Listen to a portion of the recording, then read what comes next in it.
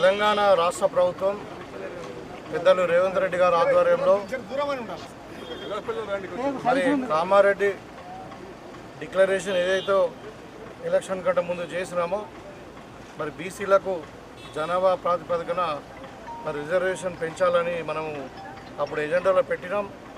అదేవిధంగా మరి ప్రభుత్వం అధికారంలోకి వచ్చిన తర్వాత బీసీ కులగణన సమగ్ర ఇంటిగ్రేటెడ్ క్యాస్ట్ సెన్సెక్స్ చేసిన తర్వాత మరి బీసీల జనాభా మొత్తం 56% ఉన్నది నిర్ణయించిన తర్వాత మరి బీసీలకు 42% రిజర్వేషన్ ఇవ్వాలని నిర్ణయించడం అది తెలంగాణ ప్రభుత్వం యొక్క గొప్పతనం. మీరు ఈ ప్రభుత్వాన్ని హృదయపూర్వకంగా మరి అందరి ప్రజల తరఫున బీసీ అందరి తరఫున నేను కృతజ్ఞత తెలియజేస్తూ ఉన్నాను.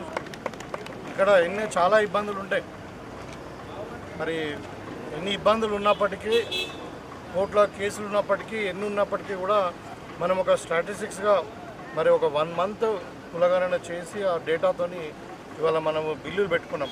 అసెంబ్లీలో 2 బిల్లులు పెట్టాం. ఒకటేమో అంటే ఎడ్యుకేషన్కి సంబంధించింది విద్యాసంస్థలలో రిజర్వేషన్లు, తర్వాత ఉద్యోగాల రిజర్వేషన్లు ఒక బిల్లు, ఇంకొక బిల్లు రాజకీయంగా రిజర్వేషన్. సో ఈ 2 బిల్లు సక్సెస్ఫుల్గా పాస్ చేసుకొని అసెంబ్లీలో బిల్లు పెట్టుకున్న తర్వాత గవర్నర్ గారికి పంపించింది. గవర్నర్ గారు కూడా దాన్ని ఆమోదం తెలిపి మరి ఢిల్లీకి పంపించడం జరిగింది. అదేవిధంగా మొన్న క్యాబినెట్లో మరి ఈ పంచాయరాజ్ చట్టాన్ని కూడా మార్చాలా, మనం బీసీలకు 42% రిజర్వేషన్ పెంచడానికి ఒక ఆర్డినెన్స్ కూడా తీసుకోవడం జరిగింది. ఆ ఆర్డినెన్స్ని కూడా ఇప్పుడు గవర్నర్ గారికి పంపించారు. తప్పకుండా అది కూడా ఆమోదం చెందుతుందని నేను భావిస్తూ ఉన్నాను. కాంగ్రెస్ పార్టీ బడుగు బలహీన వర్గాలకు న్యాయం చేయాలనే సిద్ధస్థితితో ఎలక్షన్ కన్నా ముందు ఏదైతే చెప్పారో అది ఒకటిగా చేస్తూ ఉన్నాం.